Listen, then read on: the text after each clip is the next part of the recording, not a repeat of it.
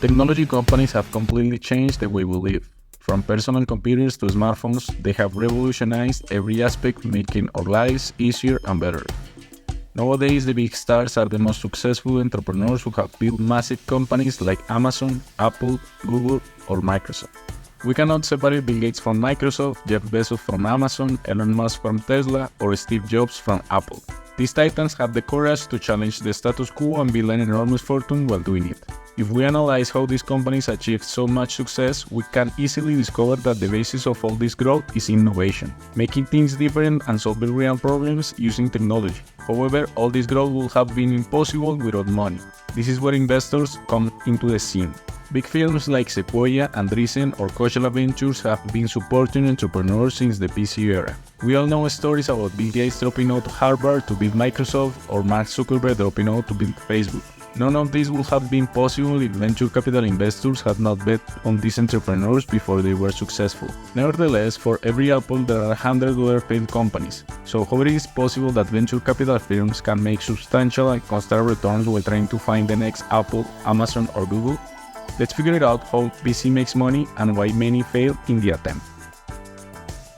As you can see, investing in early companies is very challenging. It's quite different from investing in a company that is already established and has years in the market, where you can predict with a certain amount of accuracy where the company will be. In the case of investing in early and disruptive companies, it all began at the end of the World War II. After all the money that the US government invested in developing technology for the war, it became clear that the capital invested in technology and innovation could lead to breakthroughs. This prompted a few wealthy families to create the first investment firms focused on ideas and companies, shifting from manufacturing weapons to consumer goods. The Whitney family founded J.H. Whitney & Co., the Rockefellers founded Rockefeller Brothers, later known as Venrock, and the Phipps family founded Bessemer Securities. All these investors celebrated technology company investing. However, the first self-proclaimed venture capital firm was ARD, founded in 1946 by Harvard professor George Doriot, known as the father of venture capital. ARD as a public company attracted capital from institutional investors. However, the firm ceased to exist due to various reasons, including its unfavorable structure. Being a public company made it impossible to incentivize investment managers based on their individual investment decisions. Changing this structure was a catalyst for growth in the venture capital industry. Additionally, probably the biggest catalyst of the venture capital industry was the SBIC, Small Business Investment Company Act of 1958. This program, designed by the government, funded new companies and technologies to spur innovation. This investment was motivated by the launch of Sputnik 1 by the Soviet Union in 1957. The US could not be defeated by the Soviet Union, especially in a sensitive field like space exploration.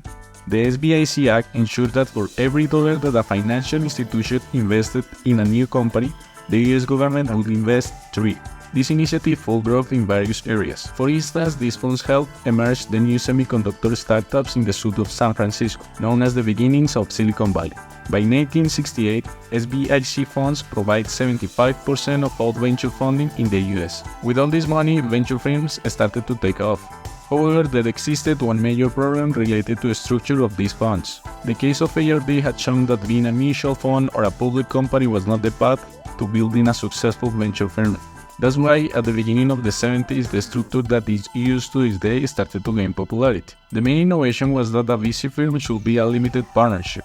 This structure offered that every fund would have a limited life. Additionally, it would charge its investors, also known as limited partners or LPs, annual management fees to pay for the firm's salaries and other expenses during the fund's life cycle. These fees typically around 2% annually. However, the most important innovation was the carried interest. This is where the partners make all the money. They will get a share of the profits of the fund, which typically will be around 20%. For the first time in history, the investors will have a very strong incentive to deliver significant performance. To understand better this, let me picture the following. As I explained, we have something called venture capital firms that act as the management company. Then we have the general partners, who are the people who run the fund and make all the decisions. They create a limited partnership, which will be the fund. For instance, fund number 1. This fund will have a duration of 7 to 10 years and will act as an independent vehicle that will receive money from investors known as limited partners or LPs. Normally, all these limited partners are high net worth individuals, family trusts, college endowments, and institutional investors. As you can see, every fund is an individual legal entity with a life cycle generally between 7 to 10 years. This means that when the general partners decide to invest in a company, they need to know which vehicles can be used to exit the company. I will explain this part later.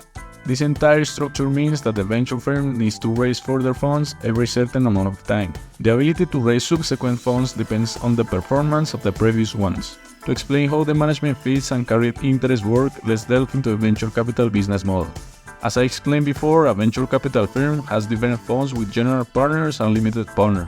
However, we need to understand that to make this business work, venture capital firms must be able to raise funds from LPs. In order to attract capital, they have to compete with other investment vehicles such as private equities, hedge funds, or real estate funds. To make it easier, let's use the following example.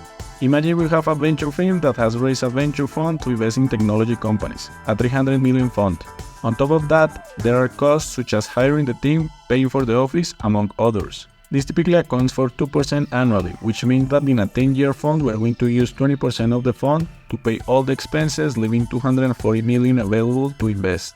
Then, as you may know, technology investments, especially early investments, represent a significant risk. This means that a large portion of investments will fail. To illustrate this, Dave Clark, a venture capitalist, analyzed returns from 11,350 startups backed by 259 funds from 1986 to 2018. About half of these investments lost money, while between 35 and 40% had a decent return. However, only 1.1%, 121 companies, were fund returners, meaning they returned the entire amount of the fund invested in them. To explain this better, let's return to our example. If we know that 50% of the companies we invest will fail, it means that we only have 140 million available to generate returns. Then we have to remember that to attract this capital, we have to compete with other vehicles, which means that our funds need to have better returns. To illustrate this, if our LPs, the people who invested the money in the fund, had invested this money in public markets where they didn't have to pay any fees and had experienced a decent return over these 10 years, the 300 million fund will have turned into $1.5 billion. This means that to be competitive and attract capital with the 140 million left, we need to return at least 11 times to surpass the 1.5 billion mark. That's why venture capital firms are constantly looking for the 1.1% of companies that could return an entire fund invested in them. In the case that this fund was successful and returned, for example, $2 billion, the general partners will gain 20% of the profits of this fund, over $340 million, in addition to the salaries that they received during the 10-year period. If done well, this can be a very lucrative business for everyone. Additionally, you have to remember that the funds have a life cycle, which means that the fund needs to have the ability to sell its participation within the companies before the fund cycle ends.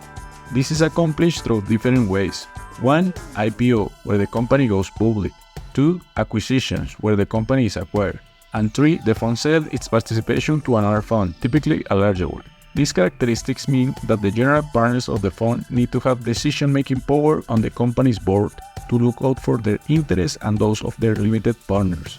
All these dynamics make venture capital firms a very tough game, where only firms that can invest in the best companies will succeed, and there will be a lot of losers. One way to see this is that in the past 10 years, the investment vehicle with the best returns was venture capital, even surpassing private equity and hedge funds. However, as you can see in venture capital, the average fund returns less than private equity, and the worst funds had minus 2.5% returns compared to private equity, where the poorest fund had positive returns of 5.1%. This lets us to understand that while the best funds are among the best investment vehicles, for the rest it's a very hard and challenging business. To illustrate this, let's examine one of the best returns in the venture capital era, WhatsApp, probably the most used text messaging app in the world. It was founded in 2009 by two ex-Facebook employees. In 2011, they raised $8 million from Sequoia Capital. Then, in July 2013, Sequoia invested another $52 million in the company, bringing the total funding to $60 million.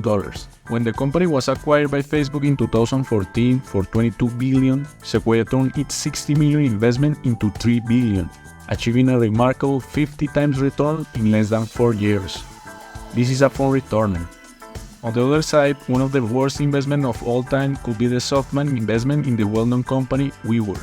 The Japanese-based venture capital firm invested up to $17 billion across different rounds, valuing the company at its peak at $47 billion. However, nowadays the company is worth only $260 million, and SoftBank remains its largest shareholder. And though it is a very challenging business, venture capital has fueled the growth of the companies that have defined our era. For example, this was Shanghai in 1986, now known as the technology city of China. This is how it looks today. Betting on innovation always pays off, even though at first glance it may seem difficult and challenging.